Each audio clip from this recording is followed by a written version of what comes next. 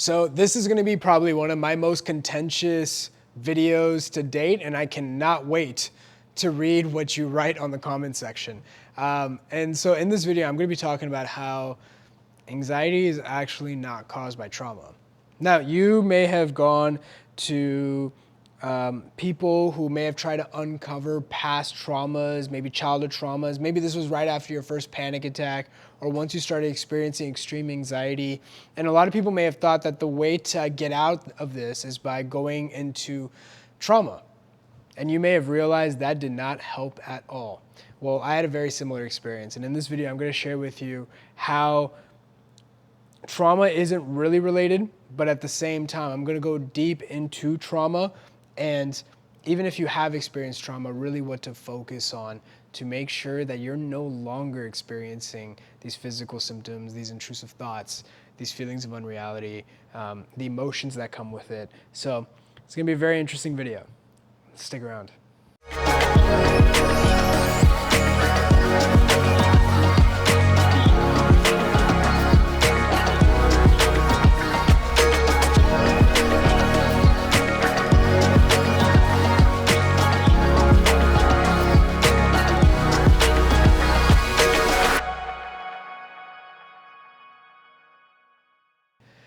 When I experienced my very first panic attack, I was like, what the heck is this? It was terrifying.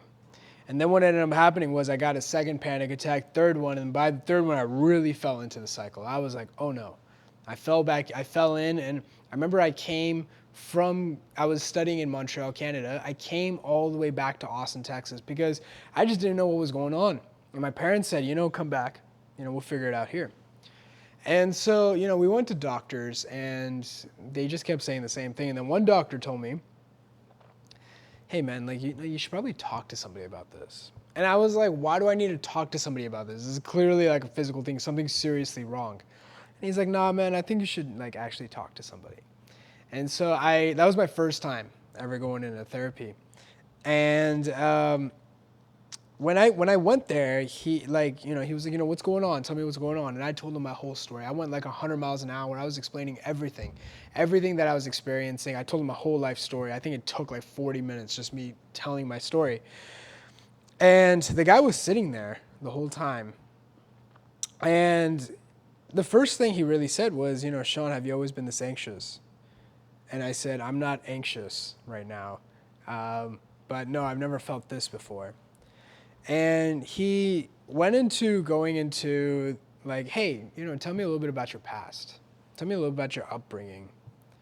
And I thought that was such a bizarre question. I was like, what does that have to do with now? Why does my upbringing have something to do with now? Now, what that person was trying to do was that it was trying to go into childhood trauma or any sort of trauma. And then I went to other therapists and they try to dive in,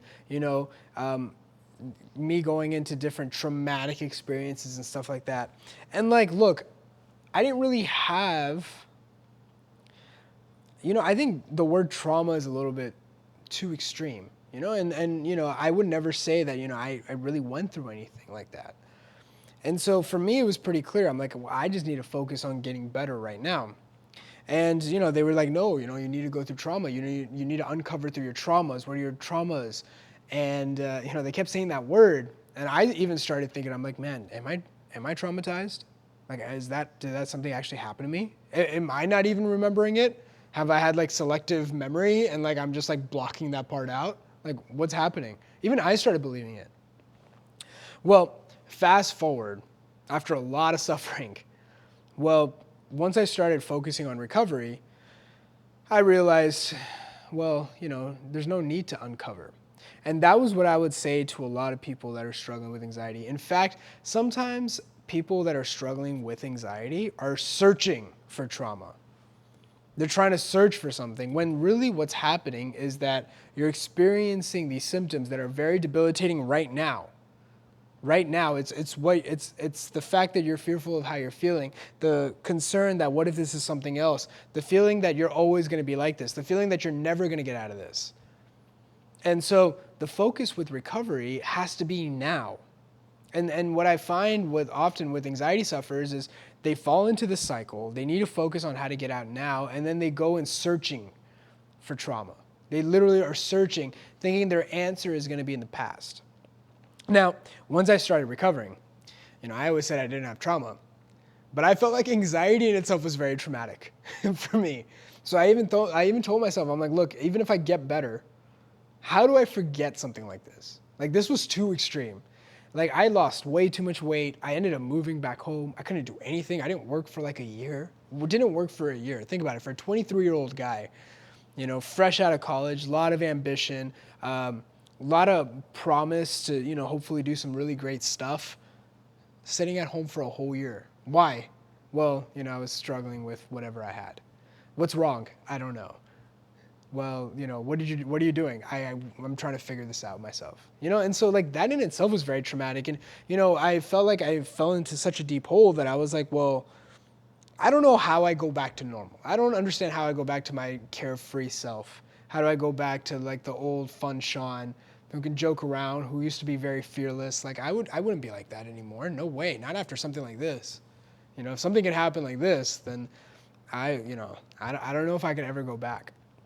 Now, here's the truth. If you ask me now, and I've had people ask me, Shaan, would you consider that situation traumatizing? I would actually say no. Believe it or not, I really wouldn't. See, when I was going through it, especially when I didn't know what was happening, yeah, it was stressful. I didn't know what was happening. I was frustrated because I felt like I was spinning my wheels and I was going nowhere. I was going absolutely nowhere, and I felt like nobody could just give me a straight answer on what I should do. I was like, what do I do? Well, go into childhood trauma. Okay, what do I do? Well, buy this supplement. Okay, what do I do? Okay, get on this med. What about this? Okay, well, have you tried breathing techniques? And I'm like, I just want to get out. I'm not interested in you trying to sell me your method. I'm just trying to get out of this.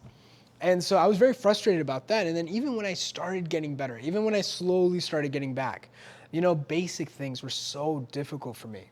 Going to a grocery store was the most scariest thing. I'm in Texas. We have something called HEB. It's an awesome grocery chain. It's like literally the best thing. It's my favorite thing about Texas. But that was scary. It was too big. The ceilings were too high. I didn't want to look up. And I was like, man, like old carefree Shaan. And now look, I'm like, like how do you go back to baseline? But the truth is, looking back, I don't look at my anxiety struggles as something traumatic. I don't. I look at it as this was a great opportunity to grow. Now, look, I can say this because I'm out of it now. I'm out of it and I've had enough time where, life is fortunately for me very good. So I can look back and be like, that happened. I learned a lot. I learned a lot about myself. I know how to never fall back in.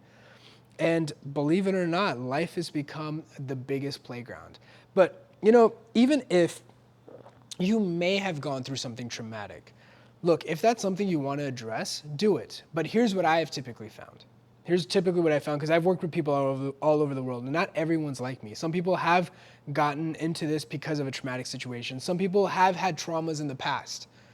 Here's still the same thing that I say. Recover, then uncover. See, our typical model is more focused on uncovering than recovering, thinking that it's the uncovering of the trauma that's going to lead you to recovery.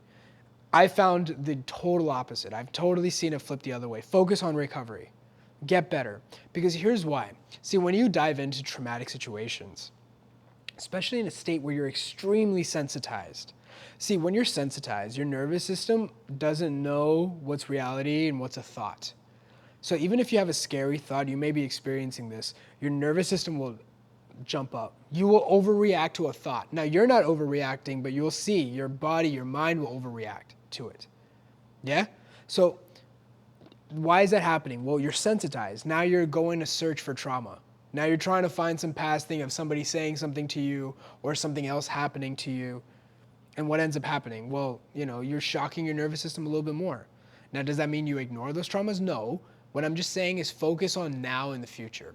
See, what makes humans so unique, right? What makes humans so unique is the fact that humans have an incredible sense of memory. Like we're probably, in terms of species, we're probably one of the best. I don't know, I don't know if there's other species. I'm making a blanket statement here, but humans have a very, very good sense of memory. Very, very good sense of memory. And humans have a great they have a very vivid imagination too. Very vivid.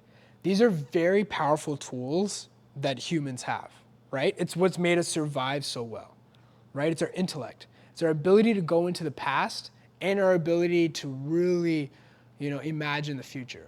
Now, somebody struggling with anxiety, give them those incredible tools, the ability to go into their past, they're gonna find dark stuff. And now and then they're focusing on, what is anxiety? Focusing on the future. What if it's this? What if this leads to something? What if I'm never getting out of this? That's all future stuff. It's a vivid sense of imagination. Your nervous system doesn't know the difference. Yeah? Your nervous system doesn't know, in that sense, what's a memory and what's in the future, especially when you're sensitized. When you're desensitized, it can understand. I can think about something and it still won't have the same emotional punch. And that's true. When I guide people through recovery and I'm talking about my experiences, even right now, am I experiencing the memory? Not really. Not really. I can tell you what happened, but not really feel the memory so much. And even if I do, it's so dulled out that I wouldn't even say it's like uncomfortable. I'm fine talking about it. I really am. And so, the thing about humans is that you have to understand that we have a great sense of imagination. We have a great sense of memory. But however, most people use trauma in today's day and age as almost like a badge, as like a scar. Look, everyone will go through something in some way or form. Everyone has gone through something in some way or form. And it's not about comparing, oh, I went through this, that was more than somebody else, because it doesn't matter. Pain is pain. To that person, that's all that matters. The focus is on, do you want this trauma to be your quicksand that pulls you in, that affects your present, or do you want it to be a platform? Claire Week says this. Do you want it to be your crutch, or do you want it to be your staff of wisdom? I have chosen that my experience with anxiety is my platform. I've made that decision when I focused on recovery. And if there was something, we'll address it. But right now, my main focus is on getting better right now. And so that's what I would say. Don't use, I see it, and it's very tough as somebody who helps people when they use trauma as, almost like a badge, saying, well, I can't recover, I was traumatized. It's almost like a victim, almost like a victim mentality. And, I have to be very careful on this, right? Because it's like, look, when somebody is really struggling with a hard time, I can't shake them and say, stop. You're not a victim. Even if bad stuff happens, recovery doesn't happen by saying you're a victim. It just doesn't. Even if whatever happened to you was wrong, doesn't matter. Recovery doesn't happen when you say I'm the victim. Look at anybody that focuses on self-help, that focuses on recovery. Tell me one person that says the first step is by recognizing you're the victim. They always say no matter what. Getting out is your responsibility. It doesn't matter what happened. Doesn't matter if it wasn't fair. And so, when you're helping people, I have to be very careful with that, because, these are people in a very vulnerable position. And, you have to be empathetic. You have to give them what they need, guide them, give them that assurance. But, if we're keeping it real, you have to be mindful of this, this victim mentality. And so I would be cautious of that. I would just be aware of it. That being said, my personal experience guiding people around the world, literally, I get hundreds of messages a week. Like, I get a recovery story every day at least.